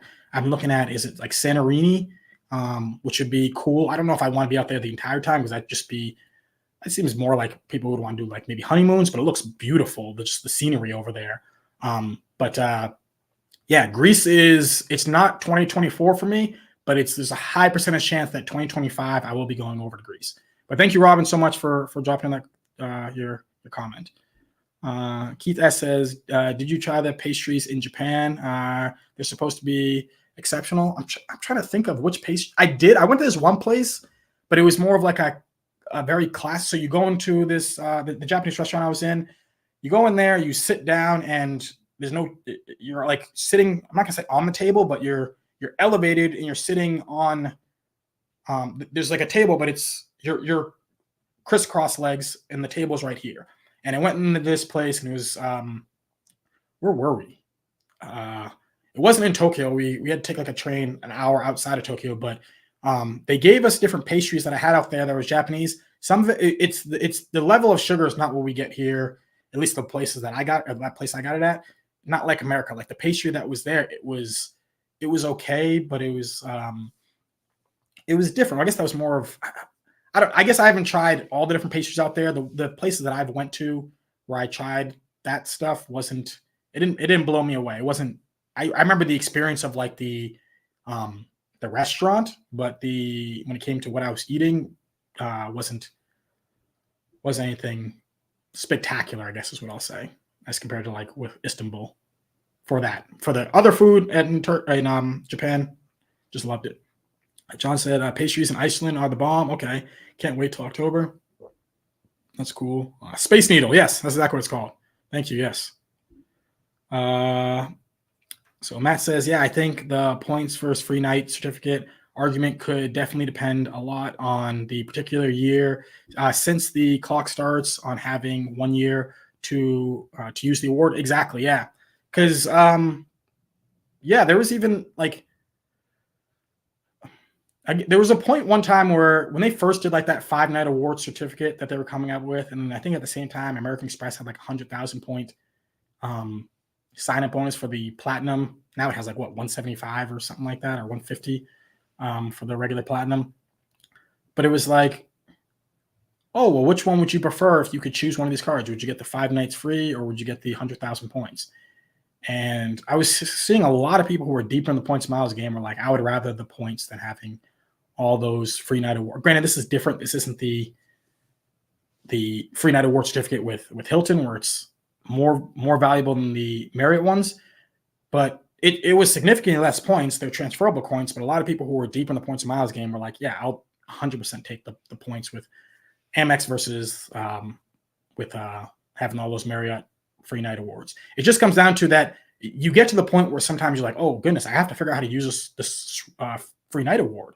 And you want to get the top value for it and all those different things. So that's what ends up happening. And then if you end up using the category, or if you end up using the free night award certificate with Hilton, that one, you're probably, I would imagine, at least want to stay like a couple nights at the location you're going to. Maybe not, but if you want to stay at least a couple nights, then now you're going to need at least maybe somewhere between another 120 to 150,000 points for that property as well. So, yeah, I think that it's a good debate, definitely a good debate. I would go with the points.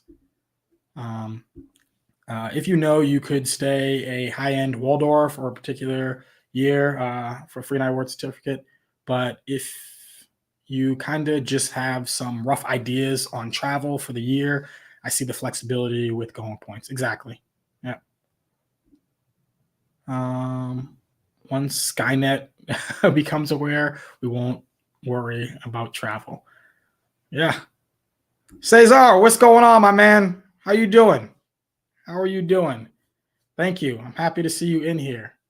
Cesar, I wish I was just saying, I said a little bit earlier, like, I mean, I can understand very basic Spanish. It's funny when I hear people speaking Spanish, I usually can pick up words, but I can't speak it at all.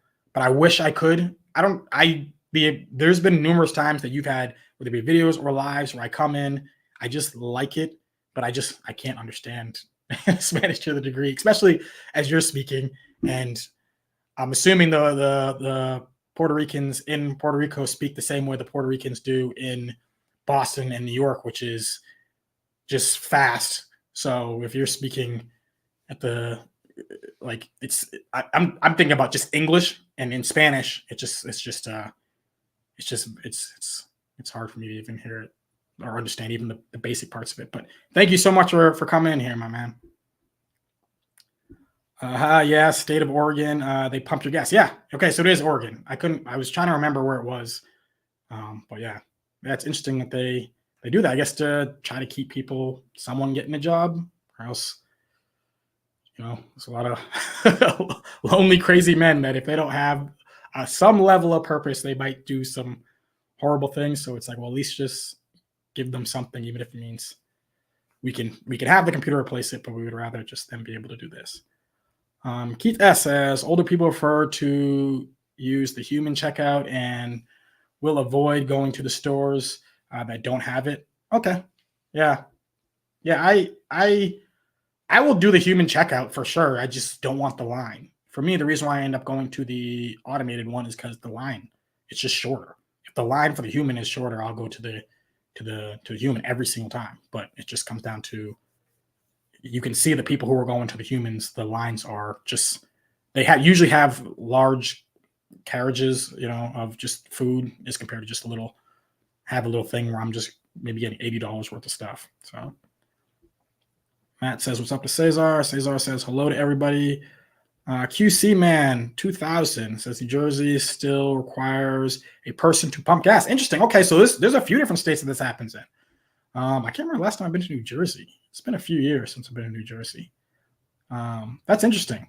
Yeah, Keith, that's saying the same thing. New Jersey also requires.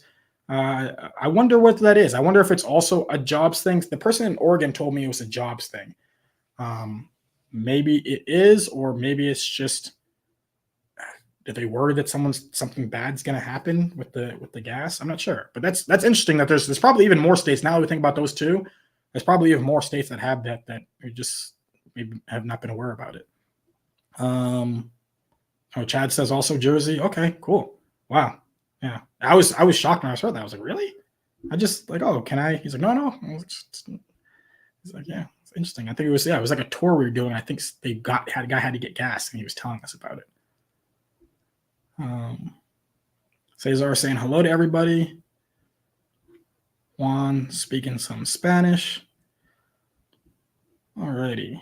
So let's see. Keith S says teachers use ChatGPT to grade ChatGPT papers by students who use ChatGPT to write their papers. Yeah, it's gonna come down to how do you use this program to the highest ability. So it's not going to be that people aren't going to use it, because people are using it. I mean, I've talked to some people, like friends of mine, who have like their younger siblings are in college, and I've asked them, like, do you all use this stuff?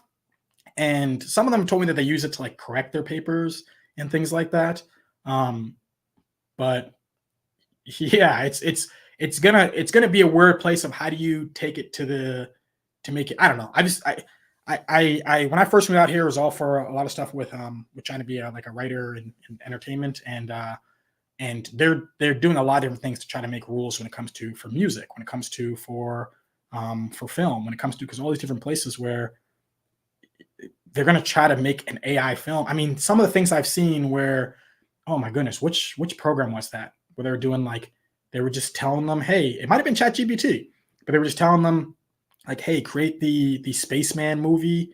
And it was like, and it just looked so photoreal. I mean, obviously not obviously, I can tell that it's computer generated, but my goodness, did it look realistic. If my grandma saw that, she would not be able to tell the difference between, she would go, wow, this is a computer that's made this. And someone just typed it in.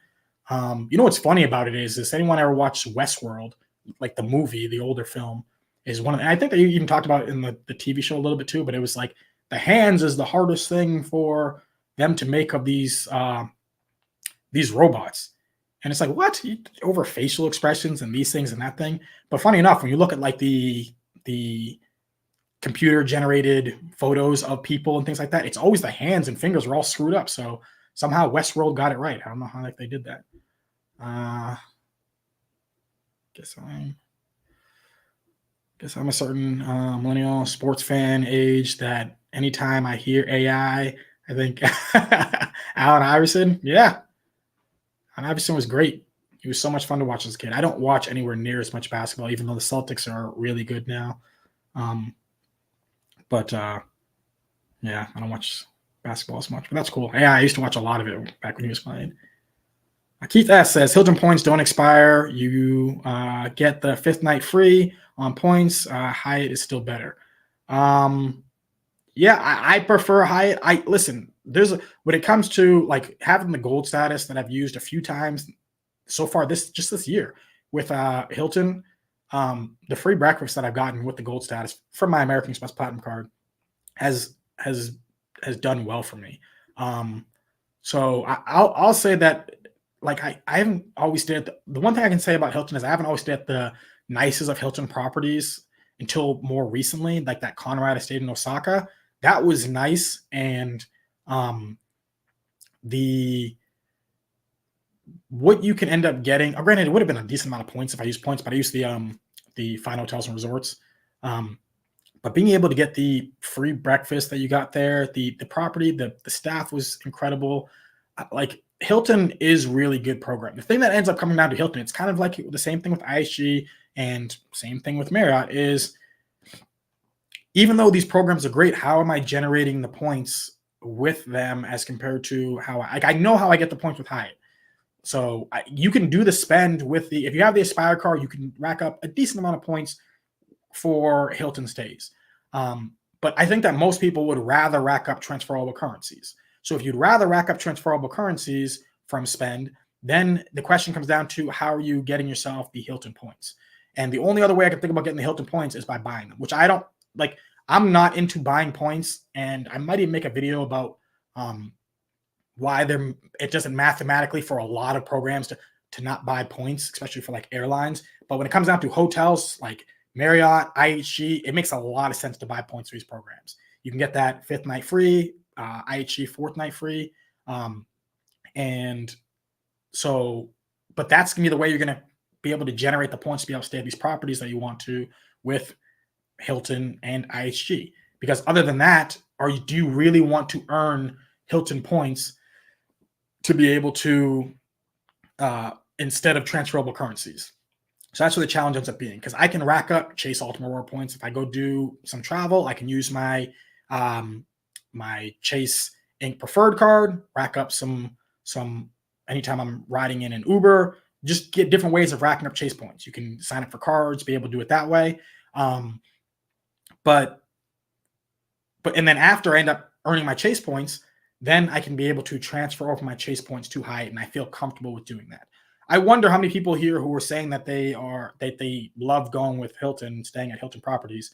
Are you mainly buying Hilton points, or are you transferring over your membership reward points over to Hilton? If you do it at the 2.9, which I've seen before, then it can make some sense depending on which properties you go to. But just on the average of 2 to 1, I'm trying to figure out just how do I, like, I still have some Hilton points from the different Hilton cards that I've gotten over the years. And then just also from Hilton stays that in spending money at Hilton's over the years. But yeah, it's just the amount of points that's required, and then how many points, and then for me to be able to earn them, it becomes challenging for me to be able to consistently stay at Hilton's because I don't know how to keep on generating their points. Cesar says, is all good, bro.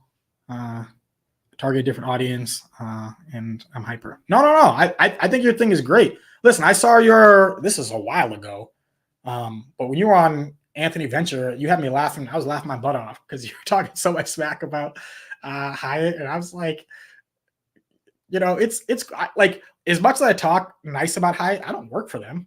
I didn't build any of their hotels. It's just I enjoy their properties. Um, no, I think your content's great. I'm as I said, like, I wish I could speak more or different languages. I did hear that someone was saying that YouTube will be having a like translator option that will be popping up not too far into the future. So I may be able to watch your videos. I don't know if they're going to just have it where it's literally going to be audio, or if I'm going to be able to read it at the bottom and it's going to translate using Google Translate. Since YouTube and Google are connected, maybe I can grab onto your content and just translate it over. If it did that, I would for sure be watching a lot more of your content, because I think that you're a great creator and you're definitely catching an audience that really, really likes your stuff. So anyone who speaks Spanish, I know Matt, you've been practicing it, and I know you were just traveling to a few different, I think there's a few different places you went to. That did you also go to Colombia? I can't remember if you also went to Colombia. But I know you can speak Spanish, so hopefully you're watching Cesar's stuff. So let's see. So we say right here, ideally use points to transfer for best deals, especially if there's a transfer bonus, then add free night awards certificate for Hilton. Okay. Dugras here says, do you have a rule of thumb of general standards that helps you know when to pay for a hotel with points versus paying with cash? You can apply that to whatever your favorite chains is.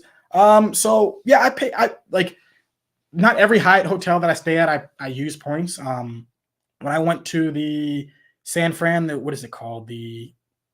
Goodness, it's the Hyatt Centric. I can't remember the name of it, but it was a category 5 at the time. I think it dropped down to being a category 4. One of the properties in San Fran dropped in category 4, but so it would have cost 20,000 points, and then for a moment it was like $230, and I was like, I don't want to spend that amount, but I also don't want to spend 20,000 points. And then randomly it dropped down to being like 100, and I think it was like 47, or it was under $150 for a few days out there each day. So I was like, great, I'll do that.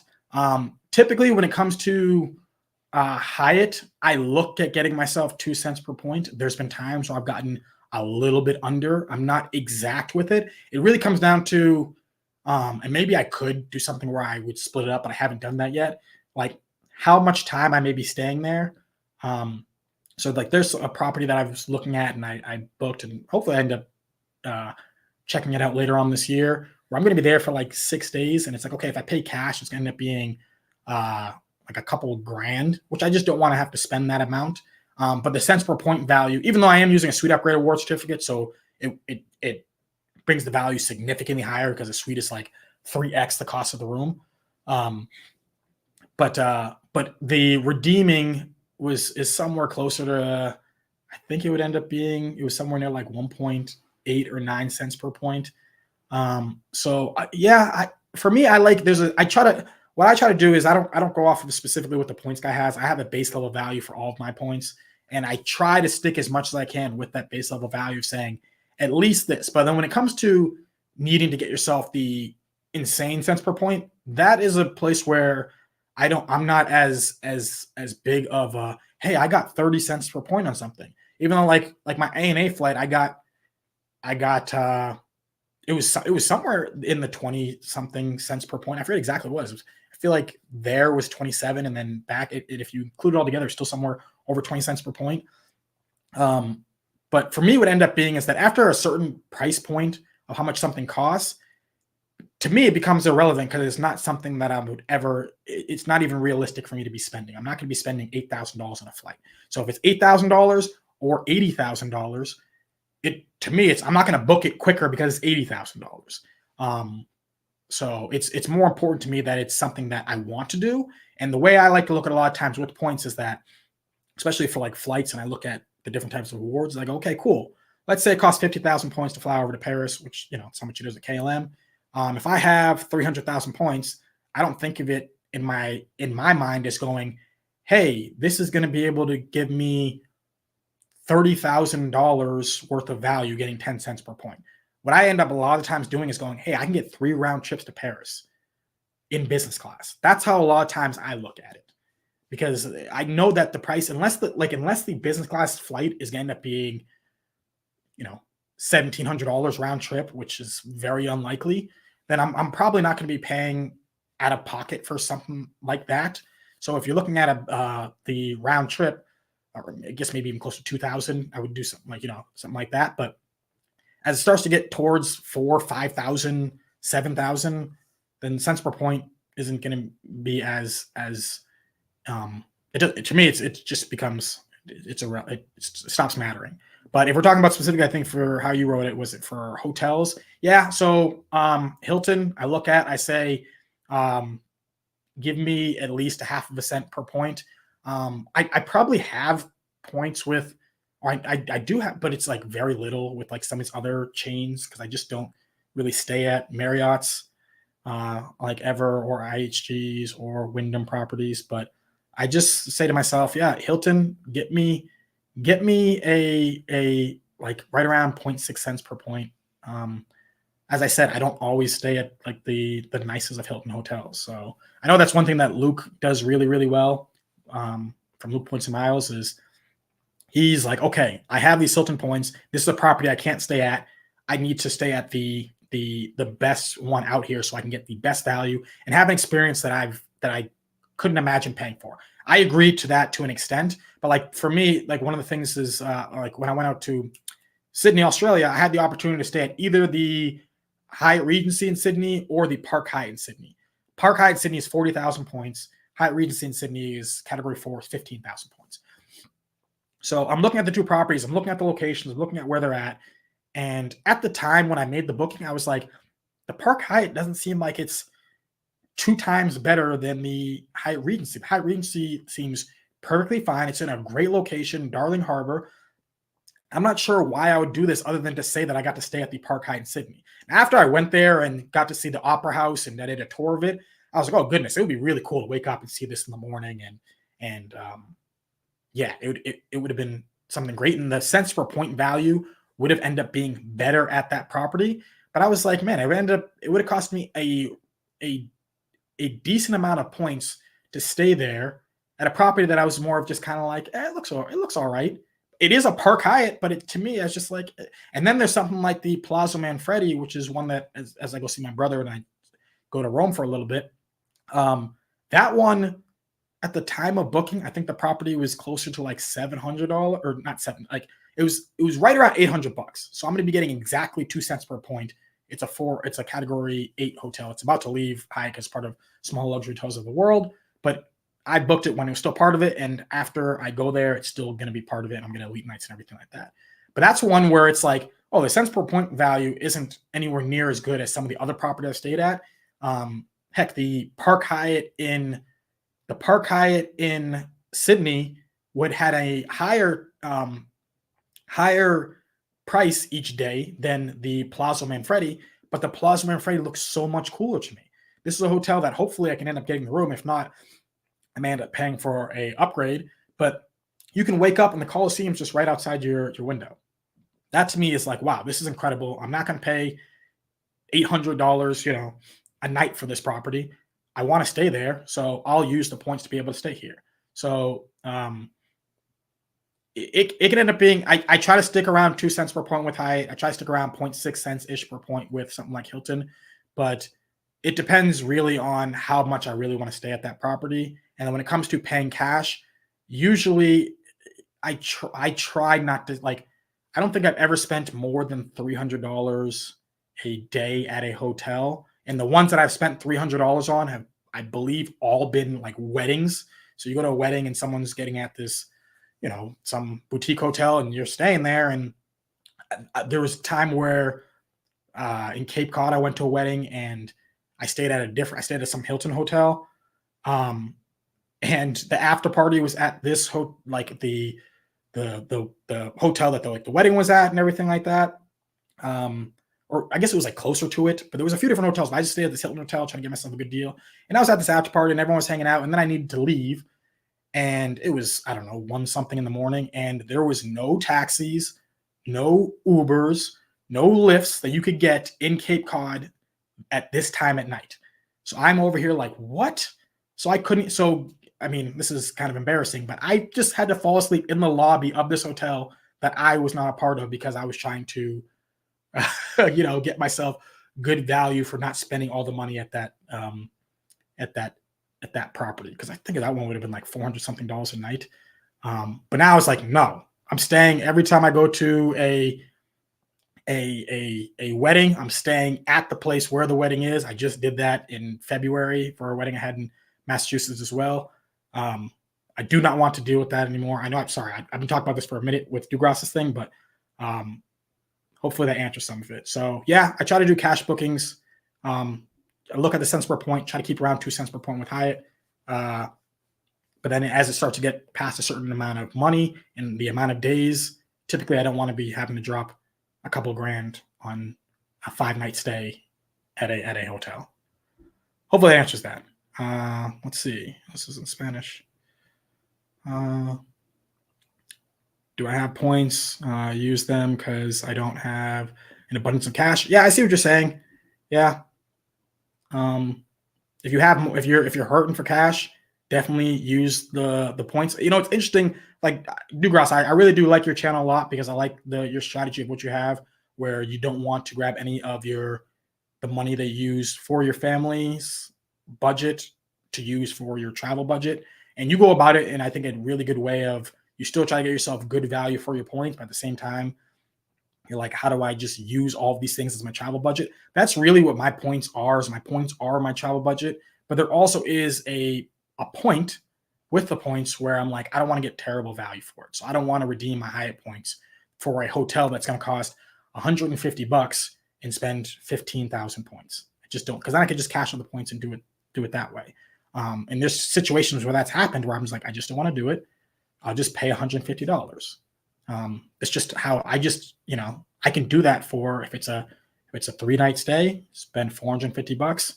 It's something that while it's I'm not saying that isn't a decent amount of money. It's something that I can more live with as compared to, and then the experience of whatever place that I'm visiting, as compared to if the hotel is $400 a night. Now I'm spending $1,200 for that trip. I don't want to spend around that amount of money. I try to stay low. I use AI for some of my thumbnails a bit, and yes, it's messes up the hands. Yeah. Let's see. Keith S says I had business spend, so I'm able to easily earn Hilton points. I have 2 Hilton business cards, which will earn 5x. Yeah, because the changes up to 100,000. That's fantastic. Yeah, I know a lot of people who just rack up a ton of Hilton points, either because that's just they like to stay Hilton properties. They're not into the points and miles games at all. Either because they like to stay Hilton properties with their personal cards, so they do it, or they have or they do it with their business card. The cards I know that people have the most, that I see so many people have, the Delta card. I know so many people who have a Delta card, and I know so many people who have Hilton cards, just because they're just like, I use this and I don't have to worry about staying at Hilton's because I just use this card and I get enough points to be able to stay at Hilton's for my family trip to go over to Hawaii or wherever the heck they're going. The Delta one, I use this, I get to fly on, but the Delta one is worse to me, to be honest. But yeah, I know a number of people who it's probably even greater if you lived in somewhere like Atlanta. Bet you everyone has a Delta card out there. Let's see. One says, Keith S., I have both the Aspire and Hilton Business card, but will be dropping when annual fee hits. I wonder if you're dropping both or you're dropping one of them. So dropping the Hilton Business. Yeah. I know Luke from Luke Points Miles. I've said his name a few times in this, but just watched some of his content lately, and he was saying that he still likes the changes. When I read them, I was like, these changes are not good. I do not want to. I mean, I already canceled my Hilton Business card. What was that last? What was that, November? I forget when I canceled the one I had, but because I was thinking about, should I keep it? Should I get myself that free night award certificate?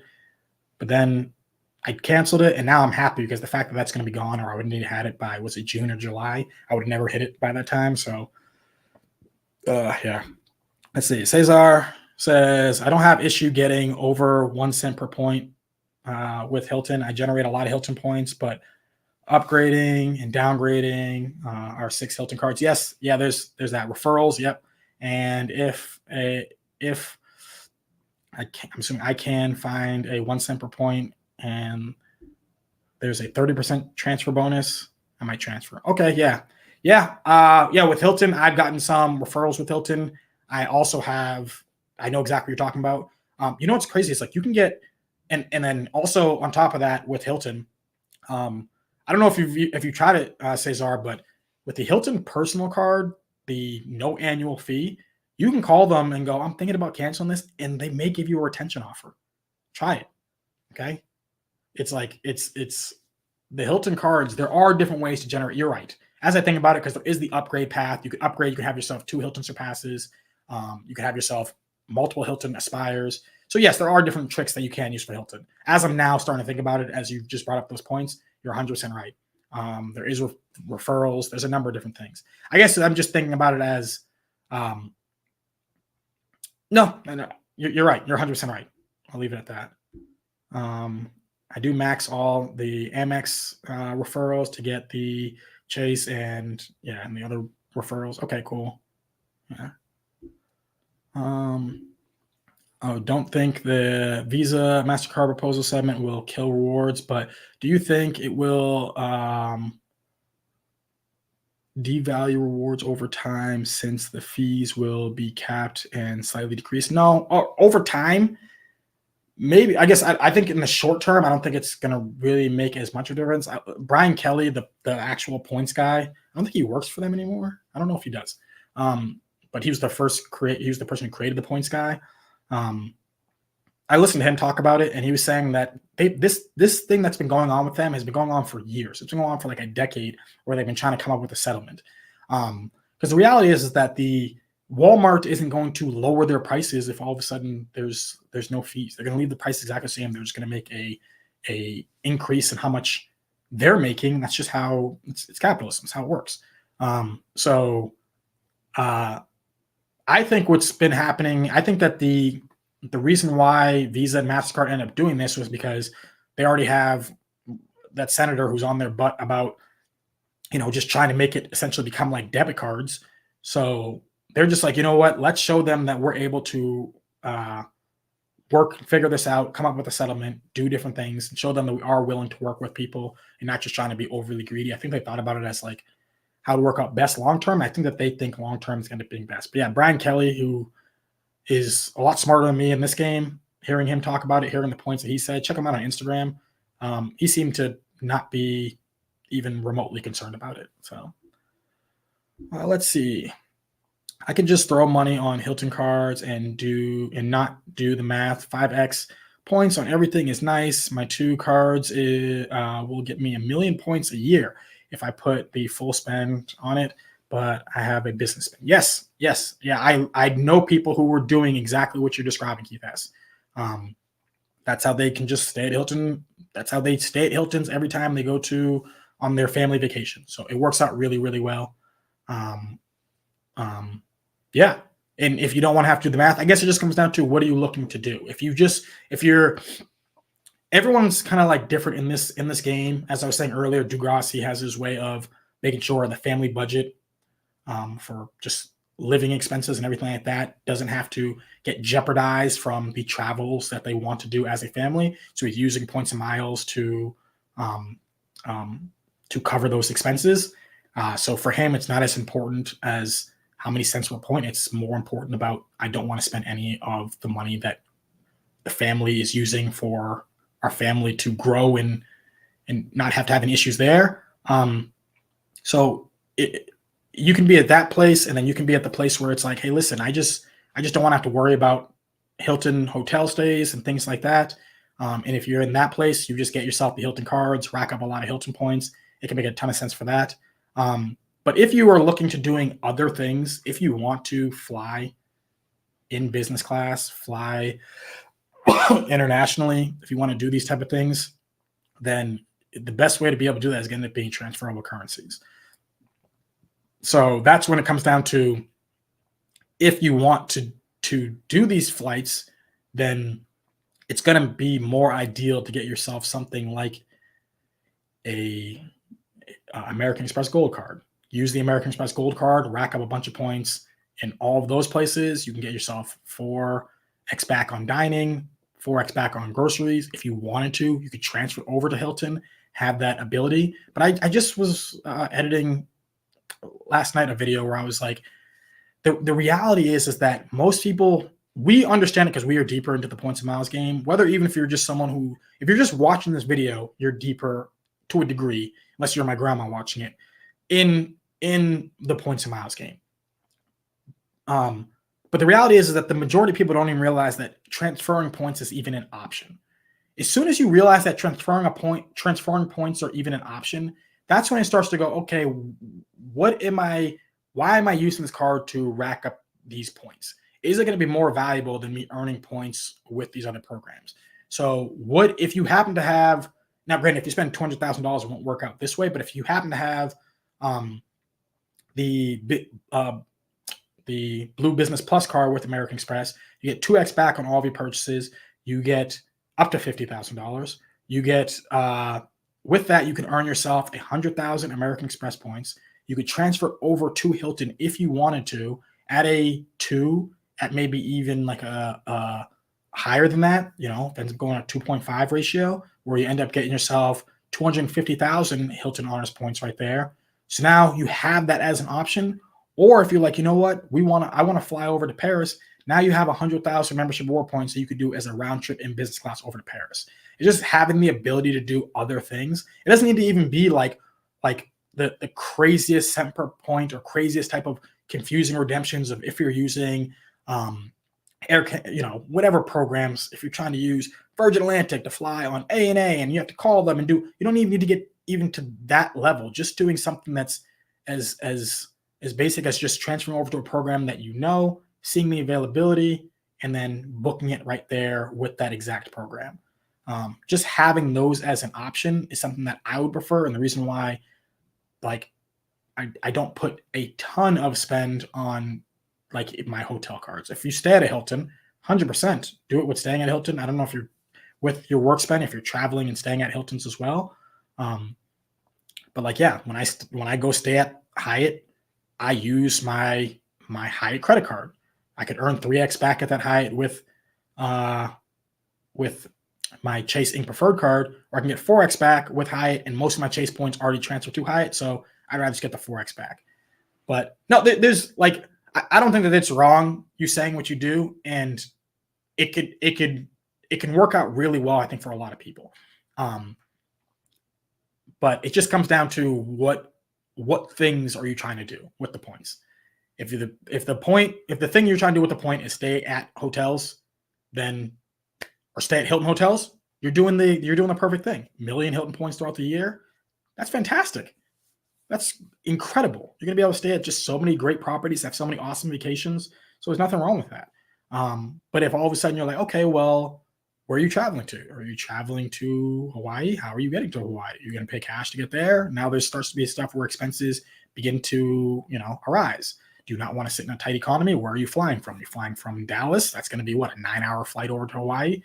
Do you want, it's going to be 10 hours if you're coming from Dallas to go over to Europe. Now you start to have these things where you're like, well, how can I do it cheaper to fly, as well? So it's just versatility, I guess, is what I'm getting at there. Sorry, I know sometimes I ramble. Try to do the best I can to answer someone's question. You're talking to yourself or to the computer. It's different than actual conversation. Points guy is also on banks' payrolls. Okay, yeah, I don't trust much there. Yeah, I guess I'm not talking as much about the articles as Brian Kelly when he's just talking, but I get what you're saying. Yeah, the points guy, I don't read their articles a ton. I look at, if I'm going to, the ones I look at the most, 1 Mile at a Time is probably my go-to. Frequent Miler, I like their, they have a really good group on Facebook. They have a good podcast. They also have a good website as well that you can get a lot of different deals if you end up being part of their email group. So, but Frequent Miler, 1 Mile at a Time, those are the top 2 I end up going to. But there's other ones. A lot of times when you're just trying to read about how to go about for me, it's not even the award availability. Sometimes it's just the websites that drive me crazy, as I say. That's when I start looking sometimes at like the points guy, because I feel like the thing about the points guys, I feel like that they update their stuff more. I could be wrong, but and they'll put something there or say that something's off. Whereas a lot of times with articles, it's the same thing with other videos we make at YouTube.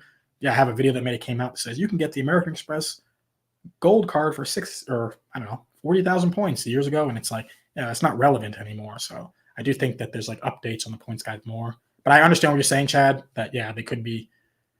It's not as they have interests. They have this interest that sway what they're saying. But I'm Brian Kelly. I think that at least to some degree, I trust a number of things that he says. But all right, we're almost at 2 hours. This is the longest one that I've done for sure. Thank you everyone who's came in here and asked all the different questions. Lynn, who's usually in here. So first I'm going to go back to thank you so much to the super chats that I got from Stan, the Credit Frog, and also from Keith S. It means so much to get these from you all. Thank you so much, Juan, for becoming a Cheap Travel Knowledge member. And Lynn, I'm going to put it on the community page. But Lynn, you are the winner of the prize for the month of March. I'm going to try to see maybe if I can do another one in the month of April. I don't know if it's going to be I don't want to, guys, I have different things I can give away. So I just want to make sure people like the things I'm giving. And I'm just really happy that people want to support my channel. So I really, really appreciate that. But thank you everyone here for hanging out with me on this Friday night. You could be anywhere, but you guys are here talking about some points with me. So I really appreciate it. And I hope you all have a wonderful rest of your night. Thank you so much, Filmo. Chad saying Magic Kingdom tonight, but I joined live. Thank you so much, Chad. I really appreciate you. Hang with YouTube peeps. Nifty, thank you so much. Nifty Ninja. Alrighty, I appreciate you all. Thank you so much for being part of this. And hopefully I can do it again next Friday night. I'll see if I can do it then as well. Try to make this more consistent with these lives, but I have some more content coming out. So please check out my videos on the channel. Enjoy the rest of your night. Take care.